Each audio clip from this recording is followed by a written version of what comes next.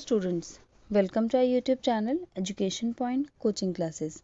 Students, today we are going to do assessment worksheet number 12. It is of subject English class 10 and dated 15 November 2021. And students, here for the name of the student and name of the class teacher, the space is provided to you. You will fill these two columns yourself.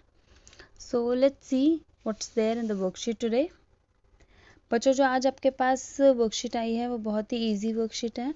हमने last classes में या last worksheets में जो भी सीखा है उसी के बेस्ड पर है. प्लस आपको कुछ ग्रामर एक्सरसाइजेस गिवन हैं, कुछ एक्सट्रैक्ट्स गिवन हैं, आपको वो कॉम्प्रिहेंशन पैसेजेस रीड करने हैं और उसके बेस पर आंसर्स अटेम्प्ट करने हैं. So let's read out the first question. Read the passage given below and answer the questions that follow. Climate change is a shift in the average weather conditions. तो climate change, तो first word से ही आपको समझ में आ रहा है ये extract किसके बारे में है, क्लाइमेट चेंज. तो क्लाइमेट चेंज क्या होता है? क्लाइमेट चेंज जब वेदर कंडीशंस की वजह से चेंज होता है ओवर आप इसको कह सकते हो कि ओवर 10 ईयर्स और 15 ईयर्स लॉन्ग पीरियड के टेम्परेचर को जब हम मेजर करते हैं तो that is a climate. The rapid climate change we are now seeing is caused by humans using oil, gas and coal for their homes, factories and transport. तो आजकल हम देख रहे हैं कि जो क्लाइमेट चेंज है वो बहुत ज़्यादा हो रहा है. उसका रीज़न क्या है कि ह्यूमंस जो है बहुत ज़्यादा ऑयल, गैस और कोल का यूज़ कर रहे हैं अपने घरों में, फैक्ट्रीज़ में या फिर ट्रांसपोर्टेशन के लिए. When these fossil fuels burn, they release greenhouse gases. और ये जो fossil fuels हैं हमारे ऑयल, गैस, कोल, जब ये बर्न होते हैं तो ग्रीन हाउस गैसेस प्रोड्यूस करते हैं.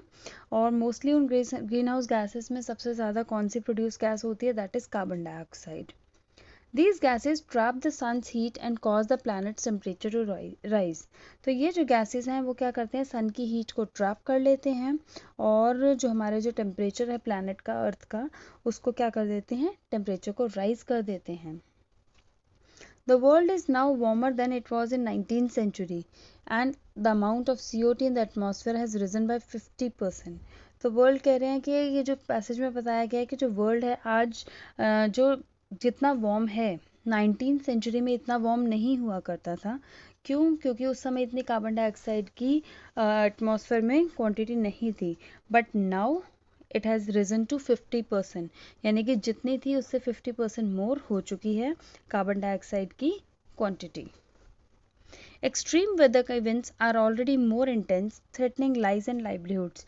जिसकी वजह से यहाँ पर रहना, लिविंग जो है वो इम्पॉसिबल सी होती जा रही है. With further warming, some regions could become uninhabitable as farmlands turn into desert. और अगर ऐसे ही ये वार्मिंग होती रही, ये हीट बढ़ती रही या फिर टेम्परेचर आपका राइज होता रहा तो कुछ ऐसे जगहें या कुछ रीजन्स ऐसे होंगे जहाँ पर रहना बिल्कुल ही मुश्किल हो जाएगा. अनइनहेबिटेबल मतलब रहना मुश्किल हो जाएगा. As farmland turn into desert, और जो farmlands हैं वो deserts में convert हो जाएंगे. In other regions the opposite is happening. लेकिन अदर रीजन्स में क्या है? बिल्कुल ऑपोजिट हो रहा है. With extreme rainfall causing historic flooding. और जो एक्सट्रीम रेनफॉल है, बहुत ज़्यादा रेनफॉल हो रही है जिसकी वजह से हर जगह फ्लड्स ही आ रही हैं. As seen recently in China, Germany and Netherlands. और आपने अभी देखा है कि कुछ टाइम पहले जो चाइना, जर्मनी, नीदरलैंड्स में जो फ्लड्स हुए थे तो आपने देखा है कि वहाँ पर एक्सट्रीम रेनफॉल है. और हमारी कंट्री में ज़्यादातर क्या हो रहा है? ग्लोबल वार्मिंग हो रही है. ठीक है, तो ये आपने पैसेज समझ लिया. ये बहुत इजी एक्सट्रैक्ट था. तो इसके बेसिस पर कुछ क्वेश्चंस आपको गिवन है. Let's see those questions.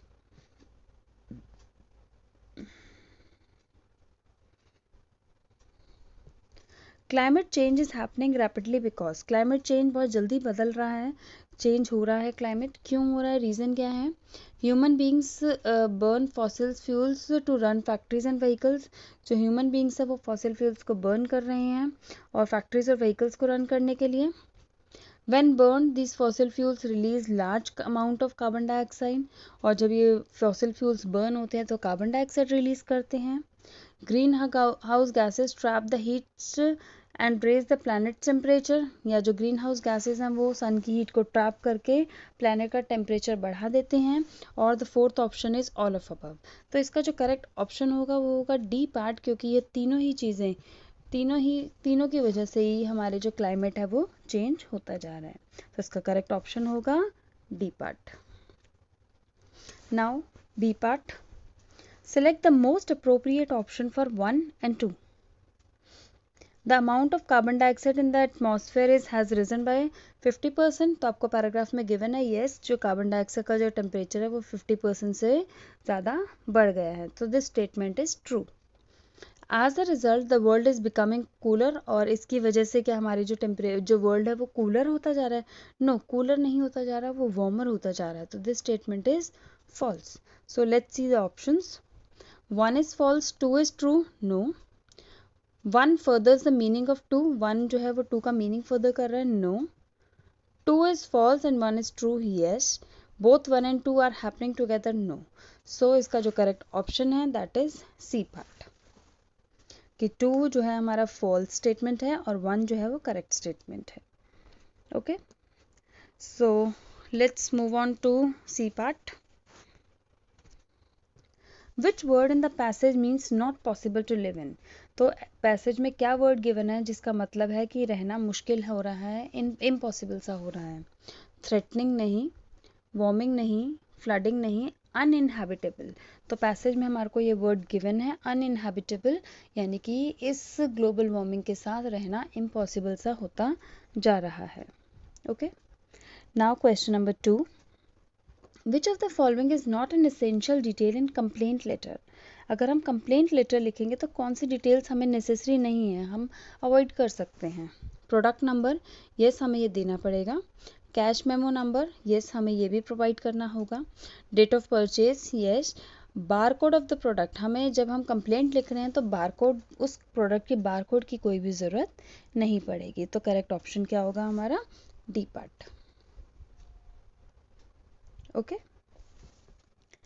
now third question, what is the correct sequence of information included in the body of the letter to the editor? अगर हम लेटर लिख रहे हैं एडिटर को तो उसके लिए उसमें हमें क्या क्या चीज़ें हमारे को सीक्वेंस में ज़रूरत पड़ेंगी, हम कैसा सीक्वेंस लिखते हैं? तो इसके ऑप्शंस देखते हैं। डिटेल्स ऑफ द मैटर, सबसे पहले हम डिटेल लिखते हैं, फिर कंक्लूजन लिखते हैं with what is expected from the editor and the purpose of writing. तो यानी कि 3 चीज़ें बताई हैं आपको, सबसे पहले डिटेल्स मैटर की, फिर कंक्लूजन और फिर पर्पस। तो let's see the second B part, the purpose of writing the letter, details of the matter, conclusion with what is expected from the editor. Third is conclusion with what is expected from the editor, the purpose of writing the letter, details of the matter.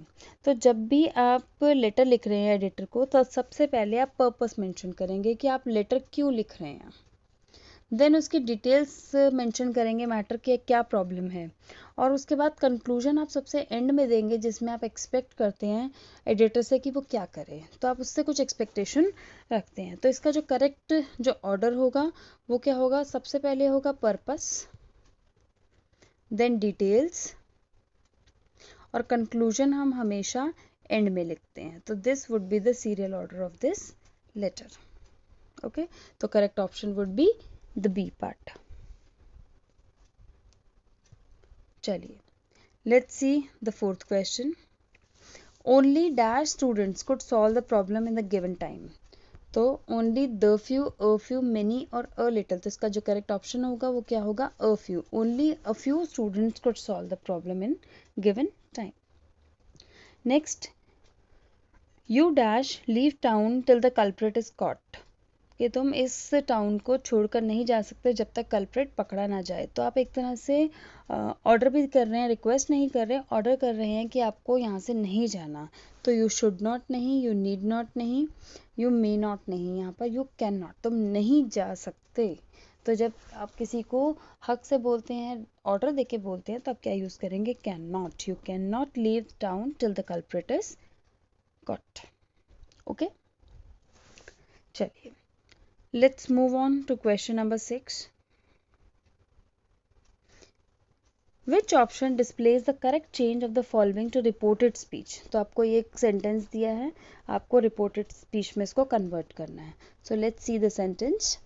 He said Renu met her cousins in a wedding last week. तो यहाँ पर देखिए आपको क्या क्या necessary changes करने हैं। सबसे पहले तो आपको सिंपल पास्ट में दिया है, तो ये किस में कन्वर्ट हो जाएगा, पास्ट परफेक्ट में। देन लास्ट वीक, तो लास्ट वीक किस में कन्वर्ट हो जाएगा, प्रीवियस वीक। और इन्वर्टेड कॉमास और कॉमा जो है वो किस में कन्वर्ट हो जाएंगे, दैट में।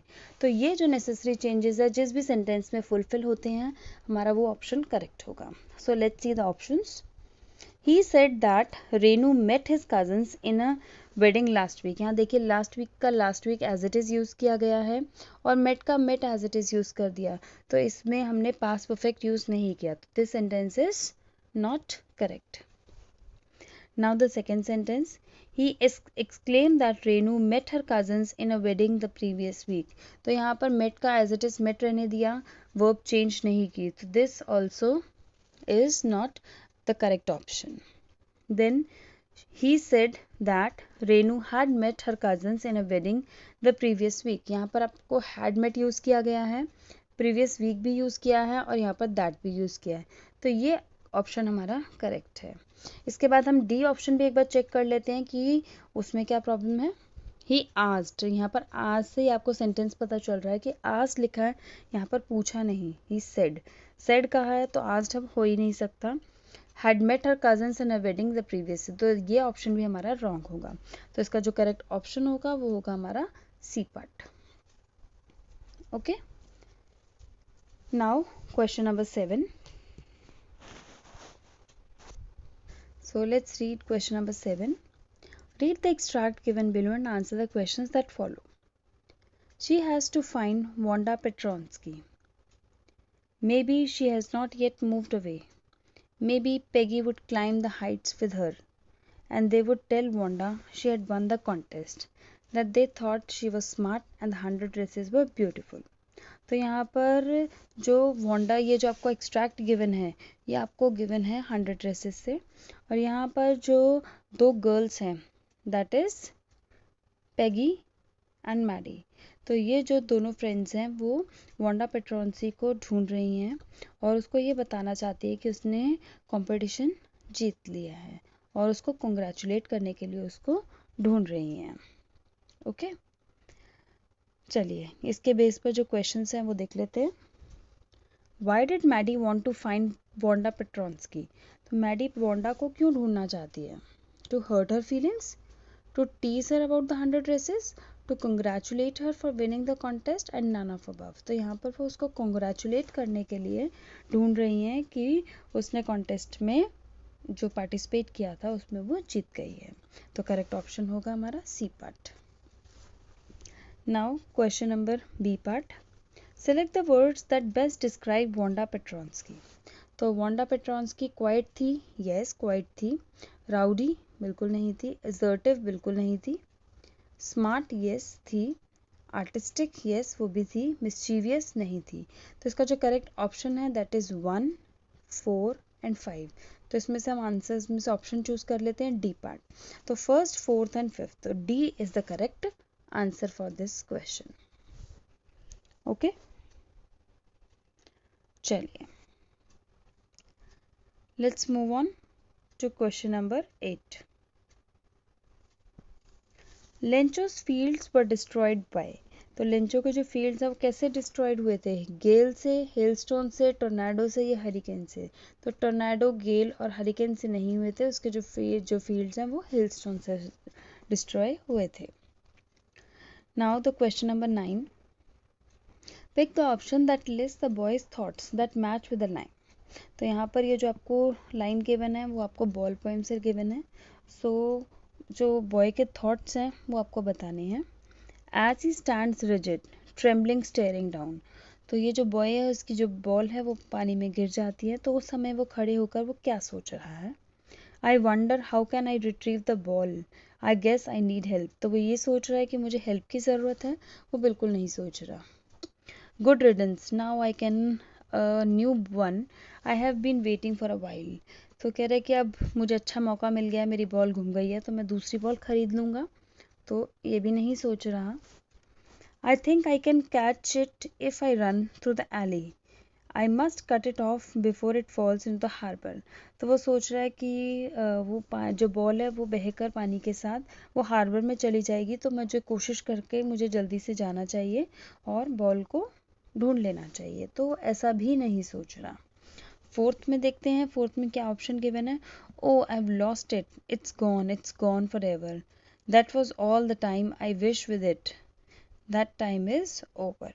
तो यहाँ पर वो बहुत ही सैड फील कर रहा है कि वो जो बॉल है वो दूर चली गई है और उसके साथ जो उसकी फीलिंग्स थी वो भी दूर कहीं जा रही थी। उस बॉल के साथ उसकी बहुत ज़्यादा अटैचमेंट थी। तो ये थिंकिंग है उसकी जब वो उसकी बॉल गुम गई थी। ओके, तो इसका जो करेक्ट ऑप्शन होगा वो होगा डी पार्ट। ओके, इसका करेक्ट ऑप्शन होगा डी पार्ट। चलिए बढ़ते हैं question number 10 and the last question of this worksheet. According to the poet, what is the child learning in the poem? Ball poem. तो ball poem में जो child है वो क्या सीखता है? To bear loss, to take care of things, to be irresponsible, to both A and B. तो इस बॉल पोएम में जो चाइल्ड है वो क्या सीखता है? एक तो लॉस, कि जो भी चीज़ आपकी खो जाती है कि आपको किस तरह से लॉस को बियर करना है, प्लस आपको अपनी चीज़ों को किस तरह से संभाल कर रखना है, to take care of your things. तो इसका जो करेक्ट ऑप्शन होगा वो डी पार्ट होगा, जिसमें दोनों ही पार्ट्स कवर होंगे, both A and B. Okay, so I hope बच्चों आपको ये इजी सी वर्कशीट समझ में आ गई होगी। इन केस अगर आपको कोई डाउट है तो कमेंट सेक्शन में ज़रूर लिख कर बताइए और वीडियो को लाइक, शेयर एंड सब्सक्राइब ज़रूर करिए। तो चलिए बच्चों, मिलते हैं नेक्स्ट वर्कशीट में। Till then bye bye students.